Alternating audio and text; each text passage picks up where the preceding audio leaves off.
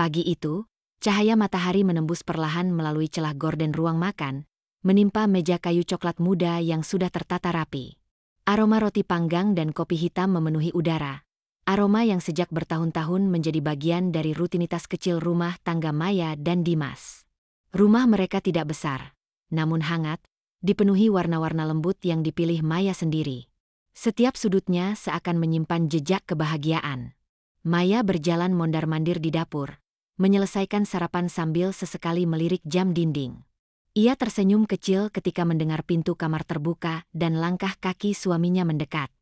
Dimas muncul dengan kemeja biru muda yang baru disetrika, rambut disisir rapi, dan senyum yang selama ini selalu membuat Maya merasa aman. "Pagi," katanya, memeluk bahu istrinya dari belakang. Kehangatan tubuhnya seketika membuat Maya merasa bahwa semuanya baik-baik saja di dunia ini. Mereka duduk bersama, menikmati sarapan seperti pasangan normal lainnya. Tidak ada pertengkaran, tidak ada jarak, tidak ada hal aneh yang bisa membuat Maya menebak bahwa sesuatu sedang berubah. Bagi Maya, Dimas adalah suami yang sempurna, bertanggung jawab, lembut, dan tidak pernah lupa menanyakan bagaimana harinya. Namun pagi hari itu ada detail kecil yang hampir tak terlihat. Suatu hal yang hanya terasa sebagai angin tipis yang lewat di belakang tengkuk Maya. Dimas tampak gelisah. Ia sering membuka jam tangannya, meski jarum jam tak bergerak banyak. Pikirannya seperti tidak benar-benar berada di sana. Tatapannya kerap kosong sejenak, sebelum ia mengembalikan senyum yang terlalu cepat, terlalu dipaksakan bagi seseorang yang biasanya tenang. Maya memperhatikan, tapi ia memilih untuk tidak menanyakan apa-apa. Ia tidak ingin dianggap berlebihan. Lagi pula, apa yang perlu ia ragukan? Dimas selama ini selalu jujur, selalu terbuka. "Jangan pulang malam-malam, ya?" ujar Maya sambil merapikan piring. "Kalau nggak ada lembur, aku pulang cepat," jawab Dimas dengan nada datar yang berusaha terdengar biasa. Maya mengangguk, tak membaca keanehan dalam kalimat itu. Ia hanya mencium pipi suaminya sebelum Dimas pergi. Pintu tertutup, dan Maya kembali merapikan dapur sambil bersenandung kecil. Ia tidak tahu bahwa mulai hari itu, pintu yang tertutup setiap pagi juga mengunci sesuatu yang tidak pernah ia bayangkan. Sebuah rahasia yang telah lama bersembunyi di balik sikap manis suaminya. Sementara Maya menghabiskan sisa pagi dengan rutinitasnya, Dimas berdiri di dalam mobil yang masih menyala. Kedua tangannya memegang setir dengan kuat. Napasnya berat, bukan karena lelah, tetapi karena pergolakan yang ia simpan sendiri. Di layar ponselnya, sebuah pesan muncul. "Sampai ketemu nanti malam. Aku rindu. R."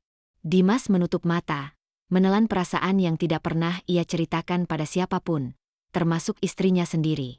Rumah kecil itu masih sama hangatnya, namun perlahan-lahan, tanpa Maya sadari, retakan mulai terbentuk dari dalam. Hari-hari berikutnya berjalan seperti biasa, tetapi ada sesuatu yang berubah di antara detik-detik kehidupan Maya. Ia tidak bisa menunjuk bagian mana yang berbeda, namun ia merasakannya.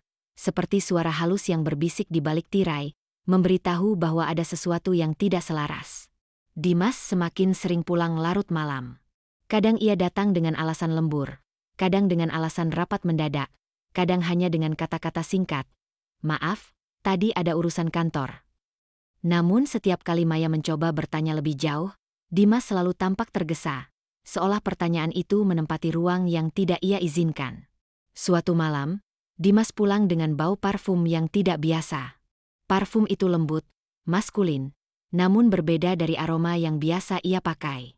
Maya sempat memperhatikan, tapi menahan diri. Ia tak ingin menjadi istri yang curiga tanpa alasan. "Tadi ada acara kantor, ya?" tanya Maya lirih sambil menyajikan teh hangat. Dimas terdiam sepersekian detik sebelum menjawab. "Iya.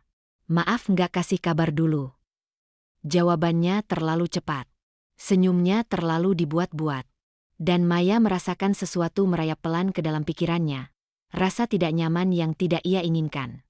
Lila, sahabatnya, adalah orang pertama yang ia ceritakan. Mereka duduk berdua di sebuah kafe kecil. Suara mesin kopi bercampur dengan percakapan pelanggan lain. Namun bagi Maya, dunia terasa menyempit hanya pada kegelisahannya. "Kayaknya dia berubah, Lil," ujar Maya sambil menggenggam gelas hangat di tangannya. "Aku nggak tahu kenapa. Tapi aku ngerasa dia banyak bohong akhir-akhir ini. Lila menaikkan alisnya. Kamu udah tanya langsung? Udah. Tapi dia selalu kayak buru-buru jawab. Entah kenapa, aku ngerasa dia menjauh. Lila menghela napas. Mei, kadang-kadang perubahan itu cuma karena capek atau stres. Tapi kalau kamu ngerasa ada yang aneh, yang gak salah buat ngejaga diri, cobalah perhatiin hal kecil. Polanya. Kata-kata itu menempel di kepala Maya. Malam itu, ketika Dimas pulang lebih larut dari biasanya, Maya memperhatikan lebih saksama. Pakaiannya rapi, wajahnya tampak lelah, tapi bukan lelah kantor. Seperti seseorang yang baru saja melalui badai pikiran panjang. Lembur lagi? Tanya Maya dengan senyum tipis. Iya. Satu kata. Datar. Beku. Dimas langsung masuk kamar mandi, meninggalkan Maya di ruang tamu yang terasa lebih dingin dari biasanya. Saat Dimas mandi, Maya mengambil jaket yang Dimas letakkan. Ia hanya ingin merapikannya. Setidaknya itu alasan yang ia bisikkan kepada dirinya sendiri. Di saku dalam, ia menemukan sesuatu. Struk Cafe. Dengan tulisan tangan kecil di bagian belakangnya. Sampai besok malam. Tulisan itu bukan tulisan perempuan. Karakter hurufnya tegas, miring sedikit ke kiri, tulisan laki-laki. Sekejap, jantung Maya berdetak tidak teratur. Pikiran buruk langsung menyerang, tetapi ia buru-buru mengusirnya. Mungkin itu teman kantor? Mungkin hanya rekan kerja? Mungkin. Namun satu hal yang tidak bisa ia abaikan adalah rasa dingin yang menjalari tubuhnya. Ada sesuatu yang disembunyikan Dimas. Dan semakin keras Maya mencoba menepis kecurigaannya, semakin kuat firasat itu menjerat hatinya. Malam itu, Maya terbaring di sisi tempat tidur yang sama seperti biasanya. Tapi rasanya seperti terbaring di dunia yang berbeda. Sementara di luar, angin malam menggesek jendela dengan lembut, seakan ikut mengingatkannya bahwa badai belum benar-benar dimulai. Hujan turun pelan sore itu, membasahi halaman kecil di depan rumah. Maya duduk di ruang tamu sambil menunggu Dimas pulang. Biasanya hujan membuatnya merasa tenang. Tapi hari itu suara gemericik air hanya menambah kecemasan yang mengendap di dadanya. Perasaan tidak nyaman itu terus mengikuti, seperti bayangan yang tak bisa ia singkirkan. Ponsel Dimas tergeletak di meja, baterainya sedang diisi. Maya jarang, bahkan hampir tidak pernah, menyentuh ponsel suaminya. Kepercayaan adalah batas yang tidak ingin ia langgar. Tapi sore itu, setelah berhari-hari dihantui tanda-tanda kecil yang tak masuk akal, Maya merasa seperti ditarik oleh sesuatu yang tak bisa ia lawan. Layar ponsel tiba-tiba menyala. Sebuah notifikasi muncul. Satu pesan baru dari R. Hanya itu. Satu huruf yang sederhana, tapi cukup untuk membuat udara dalam ruangan terasa membeku. Maya tidak langsung membuka. Ia hanya menatap layar itu, merasakan jari-jarinya gemetar. Suatu bagian dari dirinya berteriak untuk meletakkan ponsel itu dan pura-pura tidak melihat apapun. Tapi bagian lain, bagian yang terluka, bingung, dan takut, membuatnya mengambil ponsel itu dengan hati-hati. Ponsel tidak terkunci. Dimas mungkin lupa mengaktifkan kunci layar karena sedang terburu-buru. Dengan napas bergetar, Maya menyentuh pesan tersebut. Aku nggak sabar ketemu kamu nanti. Malam kemarin, aku masih kepikiran. Dada Maya serasa diremas dari dalam. Ia membaca ulang pesan itu berkali-kali, berharap matanya salah membaca. Lalu Maya melihat percakapan sebelumnya. Percakapan yang tidak lagi bisa ia tutup mata. Kamu kangen aku. Banget. Kamu bikin aku gila. Aku benci kita harus sembunyi gini. Sabar. Aku akan beresin semuanya. Dan kemudian, kalimat yang membuat Maya kehilangan suara. Aku nggak bisa bayangin hidup tanpa kamu. Reza. Maya menggulir lebih jauh, dan semakin ia membaca, semakin dunianya runtuh. Tidak ada nama perempuan. Tidak ada tanda-tanda hubungan terlarang seperti yang ia bayangkan. Semua pesan, semuanya datang dari seorang pria. Kedekatan, kerinduan, janji-janji rahasia, semuanya ditujukan kepada seseorang yang bukan perempuan. Maya menutup mulutnya dengan tangan, mencoba menahan isak yang menembus dari dalam dadanya. Rasanya seperti ditikam dengan sesuatu yang ia tidak pernah siapkan. Pengkhianatan itu berbeda. Lebih dalam. Lebih membingungkan. Lebih melukai harga diri dan jati dirinya. Pertanyaan-pertanyaan mulai berputar dalam kepalanya. Sejak kapan? Kenapa? Dengan laki-laki? Apa selama ini Dimas membohongi bukan hanya pernikahan mereka, tetapi dirinya sendiri? Atau, apakah aku tidak cukup? Air mata mulai jatuh tanpa ia sadari. Ruang tamu yang biasanya menjadi tempat paling nyaman di rumah itu, kini terasa seperti penjara yang menahan semua tangisnya. Hujan di luar semakin deras. Maya hampir menjatuhkan ponsel ketika pintu depan tiba-tiba terbuka. Dimas masuk, wajahnya basah oleh hujan dan sedikit terkejut melihat Maya berdiri mematung sambil memegang ponselnya. "Mei, kamu kenapa?" Suara Dimas terdengar cemas. Maya mengangkat ponsel itu perlahan, memperlihatkan layar yang masih menampilkan nama Reza di bagian atas percakapan. Tatapan Dimas berubah. Wajahnya memucat seolah seluruh darahnya ditarik dari tubuhnya. "Maya." Suaranya pecah, hampir tidak terdengar. "Aku bisa jelasin." Namun Maya menatapnya dengan mata penuh air. Suara bergetar di tenggorokannya. "Kenapa, Mas?" tanyanya lirih. "Kenapa kamu melakukan ini? Dan kenapa dengan laki-laki?" Pertanyaan itu menggantung di udara seperti petir yang menunggu untuk menyambar. Dan di antara suara hujan, Maya tahu satu hal pasti. Tidak ada jalan kembali ke kehidupan yang mereka punya kemarin. Sejak malam itu, rumah yang dulu hangat berubah menjadi ruang asing yang penuh ketegangan. Maya dan Dimas tinggal di bawah atap yang sama, tetapi seperti dua orang asing yang kebetulan bertemu di lorong sunyi. Dimas mencoba menjelaskan, namun Maya belum siap mendengarnya.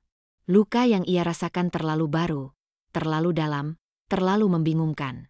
Dalam hati, Maya tahu ia membutuhkan jawaban, bukan dari Dimas, tapi dari orang yang terlibat langsung dalam pengkhianatan itu. Orang bernama Reza.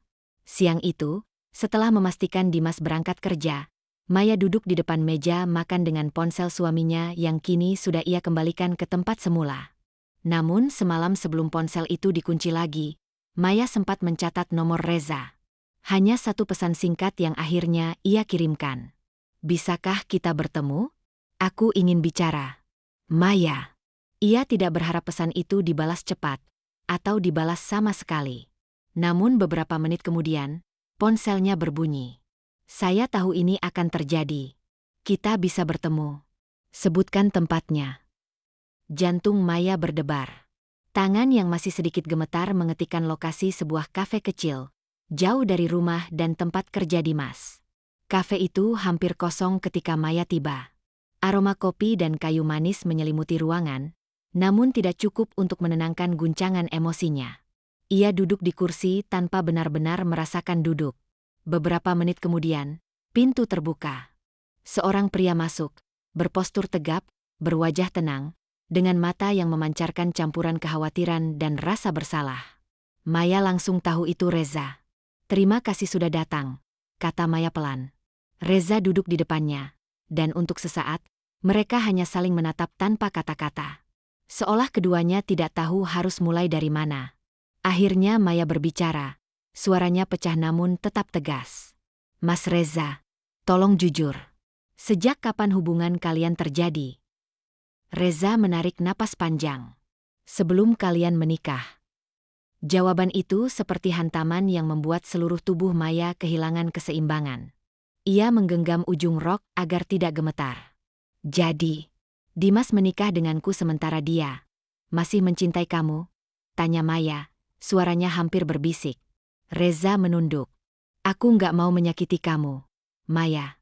Tapi iya, hubungan kami sudah ada sejak bertahun-tahun lalu. Waktu mau menikah dengan kamu, dia bilang ingin berubah. Ingin menjalani hidup yang normal. Ingin melupakan masa lalu kami." Maya memejamkan mata. "Normal." Kata itu terasa seperti ironi paling pahit. "Tapi kamu tetap bertemu dia," ucap Maya dengan getir. "Aku menjauh." Reza berhenti sejenak, suaranya merendah. "Tapi kamu tahu, beberapa hal memang tidak bisa benar-benar ditinggalkan begitu saja." Dia terus kembali. "Dan aku." Reza menghela napas panjang. Aku masih mencintainya. Ada sesuatu yang tulus dalam suara itu. Bukan pembenaran, bukan pembelaan. Hanya kejujuran yang telanjang. Kenapa kamu setuju melanjutkan hubungan ini, padahal dia sudah menikah? Maya menatapnya, bukan dengan amarah, tapi dengan luka yang terlalu besar untuk dibungkus kata-kata. Reza menatap balik, mata berkaca. Karena aku juga egois. Karena aku pikir dia akan memilih aku pada akhirnya. Tapi aku salah.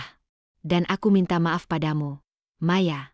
Maaf karena kamu yang tersakiti akibat perang batin yang seharusnya dia selesaikan sebelum menikah. Maya merasakan dadanya sesak. Tidak ada yang terasa meyakinkan. Tapi juga tidak ada yang terdengar seperti kebohongan. Reza tampak benar-benar menyesal. Namun penyesalan itu tidak menghapus luka. Maya, kata Reza pelan, Dimas sebenarnya sayang sama kamu. Tapi dia hidup dalam ketakutan. Takut jujur pada dirinya sendiri, takut mengecewakan keluarganya, takut kamu pergi. Jadi dia memilih hidup ganda, dan itu menghancurkan semuanya. Air mata Maya jatuh. Bukan hanya karena cintanya dikhianati, tapi karena ia baru menyadari bahwa suaminya sendiri tidak pernah benar-benar jujur tentang siapa dirinya. Reza menggeser tisu ke arah Maya. Gerakannya lembut, penuh empati. Kamu berhak marah. Berhak bingung. Tapi tolong, jangan salahkan dirimu. Kamu tidak kurang apapun. Kalimat itu menusuk. Karena itu adalah kalimat yang paling Maya butuhkan, namun paling sulit ia percaya. Pertemuan itu berakhir tanpa teriakan, tanpa drama. Hanya dua orang yang terluka oleh keputusan satu orang. Saling menatap dalam keheningan pahit. Saat Maya keluar dari kafe, angin sore menerpa wajahnya. Dunia tampak sama, tapi hidupnya tidak lagi sama. Kini ia tahu kebenaran.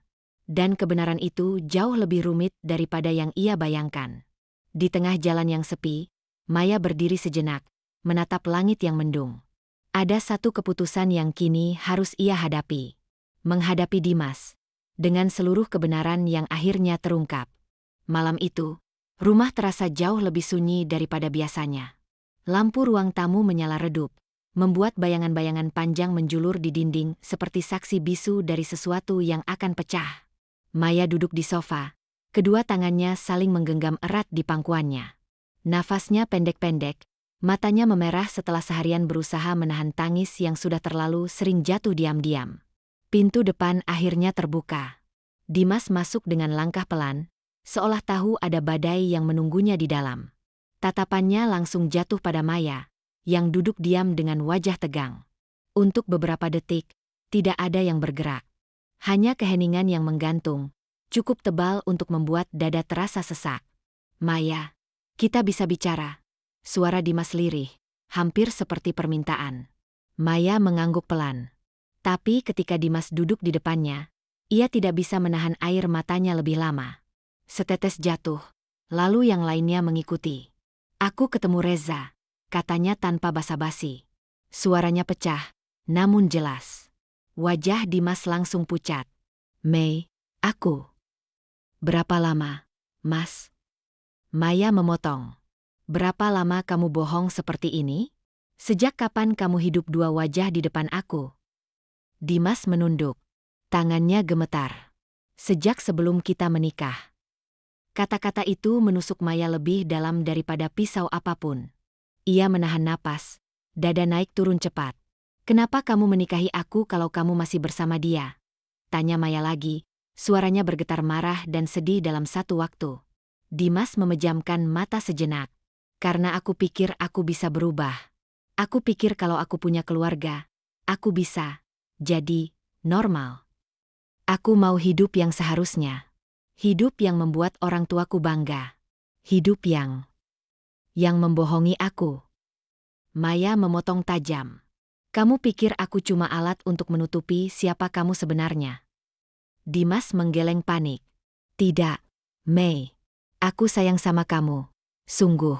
Kamu istri yang baik. Kamu nggak salah. Aku cuma ketakutan. Maya menatapnya tajam. Ketakutanmu menghancurkan hidupku.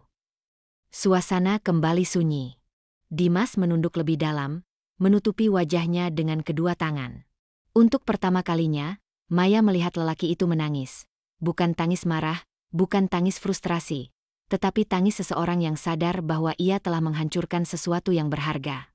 "Aku nggak mau kamu terluka," kata Dimas dengan suara serak. "Aku cuma nggak tahu cara bilang ke kamu tanpa bikin kamu pergi." Maya mengusap air mata dengan tangan gemetar. "Mas, aku pergi bukan karena kamu gay atau apapun. Aku pergi karena kamu bohong. Bertahun-tahun." Dimas terdiam. Itu kenyataan yang bahkan ia tidak bisa bantah. "Apa kamu cinta sama Reza?" Maya akhirnya bertanya, meski pertanyaan itu terasa seperti jerat di lehernya sendiri. Dimas menghela napas panjang, dan jawabannya datang dalam bentuk bisikan paling jujur. "Iya." Mata Maya kembali berkaca-kaca. Ia menatap Dimas, suaminya, orang yang ia pikir ia kenal. Kini ia menyadari bahwa mereka hidup dalam dua realitas berbeda. Maya hidup di dunia penuh kepercayaan, sementara Dimas hidup penuh ketakutan. Setelah lama terdiam, Maya berdiri. Dimas bangkit juga, panik. "Maya, kamu mau kemana?" "Pergi," jawab Maya singkat. "Aku butuh waktu. Butuh napas. Butuh menjauh." Dimas mengulurkan tangan, namun Maya mundur selangkah. "Jangan. Bukan sekarang." Dimas meneteskan air mata. "Mei, please, jangan tinggalkan aku." "Mas yang ninggalin aku dulu," jawab Maya lirih. "Bertahun-tahun lalu." Kata-kata itu menghantam lebih keras daripada teriakan manapun.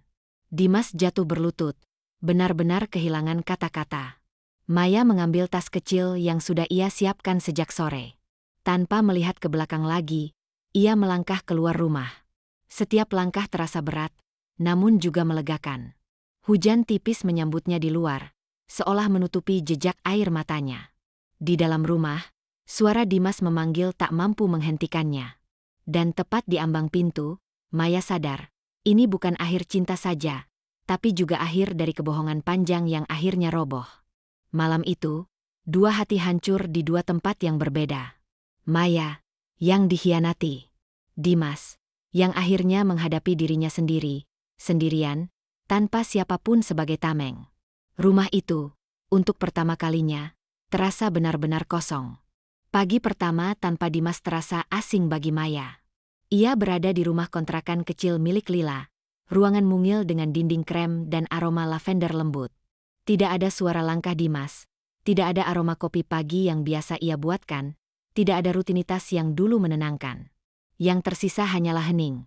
Tapi untuk pertama kalinya, hening itu terasa jujur. Maya duduk di dekat jendela, memandang jalanan yang basah setelah hujan semalam. Di tangannya ada secangkir teh hangat, namun pikirannya mengembara jauh. Hati yang patah tidak sembuh dalam sehari, dan Maya tahu itu. Ia masih merasakan sakit menusuk di dada setiap kali mengingat percakapan terakhir mereka. Namun di tengah luka itu, ia mulai merasakan sesuatu yang selama ini hilang, napas. Di rumah itu, ia mulai belajar merapikan serpihan dirinya sendiri. Setiap pagi ia menangis sedikit, tapi setiap pagi pula ia bangkit, sedikit lebih kuat dari hari sebelumnya. Sementara itu, kehidupan di rumah yang Maya tinggalkan berubah total bagi Dimas. Hari-harinya diisi dengan keheningan yang menggelegar. Sofa yang dulu menjadi tempat mereka menonton film bersama kini terasa terlalu besar. Dapur terlalu sepi. Dan kamar tidur terlalu penuh kenangan yang kini berubah menjadi bayang-bayang penyesalan. Dimas duduk di tepi ranjang, menggenggam ponsel yang tidak lagi berisi pesan Maya. Ia memandangi layar kosong, berharap ada kata maaf. Padahal ia tahu ia tidak layak menerimanya begitu cepat. Ia mulai menemui konselor, sesuatu yang dulu selalu ia hindari. Membuka diri tentang ketakutannya, kebohongannya, dan luka yang juga ia pendam sejak lama. Untuk pertama kalinya dalam hidup, Dimas mencoba menghadapi dirinya sendiri, bukan lagi bersembunyi di balik peran yang dipaksakan. Reza, di sisi lain, memilih mundur. Ia menghubungi Dimas hanya sekali, sebuah pesan singkat bahwa ia akan pergi keluar kota untuk sementara, memberi ruang bagi Dimas untuk memperbaiki hidupnya, bukan untuk kembali pada hubungan yang hanya membawa luka bagi banyak orang. Tidak ada drama. Tidak ada perpisahan menyakitkan. Hanya dua orang yang akhirnya mengakui bahwa cinta mereka lahir dari ruang yang penuh rahasia dan ketakutan. Dan mungkin bukan itu cinta yang seharusnya mereka pertahankan. Waktu berjalan. Bukan cepat, bukan juga lambat. Tapi cukup bagi Maya untuk mulai menerima bahwa hidupnya belum berakhir. Ia kembali bekerja, belajar membuat rutinitas baru, dan sesekali tersenyum tanpa merasa bersalah. Sesekali ia masih menangis, tapi kini tangisan itu bukan lagi putus asa, melainkan pelepasan. Suatu sore, Maya duduk di sebuah taman kecil dekat kantor. Angin berhembus lembut, membawa aroma tanah dan dedaunan.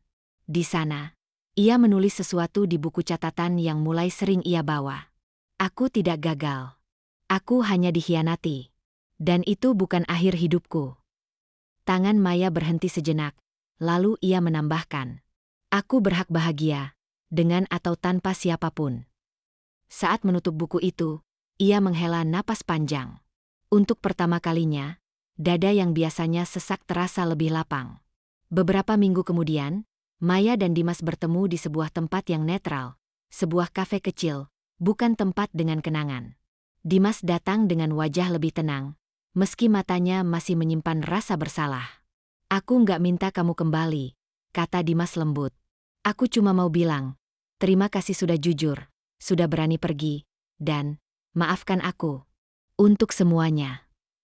Maya menatapnya, tanpa kemarahan, tanpa dendam, hanya ada ketenangan. Aku sudah memaafkan kamu, Mas, jawabnya. Tapi aku tidak bisa kembali. Dan itu bukan karena aku benci, tapi karena aku butuh diriku kembali.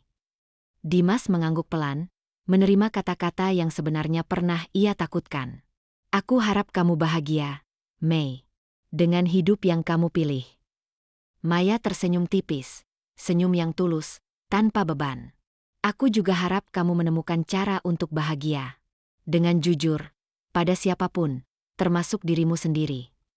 Percakapan itu menjadi penutup yang tidak penuh kemarahan, tidak penuh dendam, hanya dua manusia yang akhirnya belajar berdiri sebagai diri mereka masing-masing. Di perjalanan pulang, Maya menatap langit senja. Warna jingga berpadu dengan ungu, menciptakan lukisan damai yang menyapu hatinya. Untuk pertama kalinya setelah sekian lama, ia merasa siap melangkah ke masa depan tanpa rasa takut. Ia tidak tahu apa yang menunggunya nanti, kebahagiaan baru, cinta baru, atau mungkin hanya ketenangan yang ia bangun sendiri. Tapi satu hal yang pasti, pernikahan itu mungkin hancur. Namun dari reruntuhannya, Maya menemukan dirinya kembali. Dan itu adalah awal terbaik yang pernah ia miliki. Terima kasih sudah mendengarkan cerita hari ini. Kalau kamu menyukainya, klik tombol suka, tinggalkan pendapatmu, dan jangan lupa subscribe serta aktifkan lonceng agar aku bisa menemanimu di cerita berikutnya.